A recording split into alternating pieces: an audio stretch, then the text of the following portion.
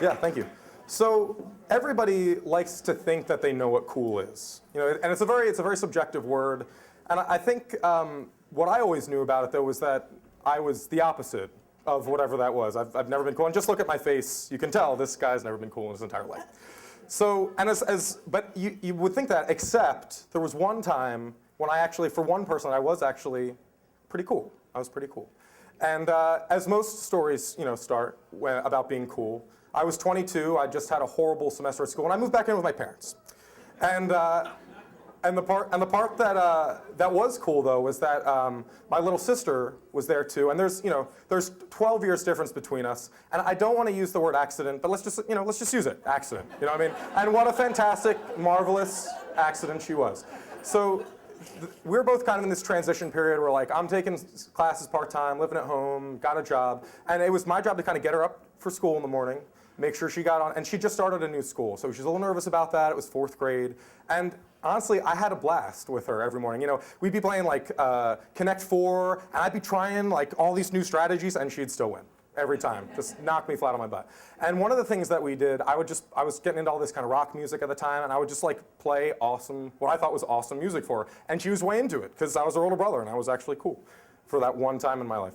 So like we would dance and get crazy to like the Violent Femmes, like Blister in the Sun. We're just having impromptu dance parties. Sometimes when there was like, I'd dress her up for school in the morning on like a school fun day where like we'd put like stuff from the bathroom, right? Like she'd have like a superhero costume. It'd be a cape like the towel would be a cape, and we'd have like the plunger in there, Supergirl Lily. It's awesome. Sometimes I'd wear fake mustaches to the bus stop. We had a good old time. So there was this one band that I like fell in love with at that time called Art Brut. Probably nobody knows them. They just had like this one record out at the time. But they played these awesome like Kinks-worthy hooks, and it just had this post-punk attitude that was awesome, and a front man who had these ridiculous, clever lyrics and a crazy mustache kind of like mine. And I loved them. And I would play them for her every morning. And so like we were both huge fans of this band. And so like basically they're coming to Philadelphia, and we knew they were coming in. I'd never been to a show at the Unitarian Church in Philadelphia. So we're like, we got to see this band. So my dad drives us down there, drops us off, and I'd never been there, so I didn't know that like you had to kind of wait for them to actually establish a line. So I'm hearing like the band warm up, and I'm like, okay, like let's go down, no big deal. So we just walk on down, I'm like, cool, the band's doing their sound check, warm up, we're right there. I'm like looking at her like, okay, we're not supposed to be here right now. Let's just go over to the section where we browse in the records and act like nobody bothers us, totally cool.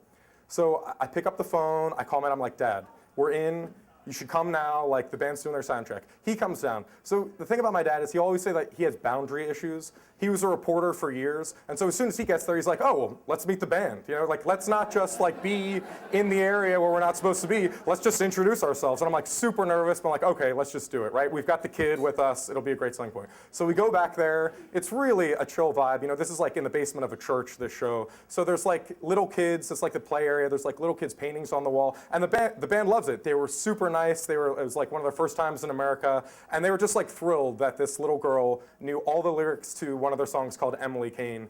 Everybody's thrilled. So meet the band, totally awesome. Go back inside, the show starts. She got a little nervous when like people started thrashing around a little bit, and I was there with her, kind of inching her forward, like it's good, we're gonna be okay. And then in the middle they stop. And they just say like, hey, we've got a little girl in the audience. It's her first show, and we want to dedicate this song to her because she knows all the words. And I like held her up, and everybody cheered, and it was totally awesome. And so you have to understand, like for me, who's never been cool in my life, this girl gets baptized in the cool in a way that I will never, ever, approach to being baptized. And so it was a little disappointing for me because like kids get older. So I'm not so cool anymore. She's starting to listen to like Britney Spears and Lady Gaga. And not that, I'm not totally against Lady Gaga, but it's definitely not as cool as like a rock and roll show at the First Unitarian Church of Philadelphia. So, you have to understand, I have been like suffering for years now, right? And as great as that day was, taking her to her first concert, the glorious day for me happened 3 weeks ago. She calls me up on the phone. She's like, okay, Luke, there's this guy that I really like, and he just liked a song I was listening to on Facebook. You have to help me make a mix that's going to like interest this guy. And I thought, that's it. I've won. The seeds I planted have come to fruition.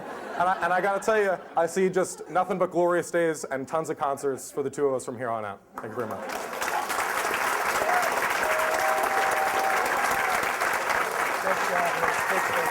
Good job. Awesome.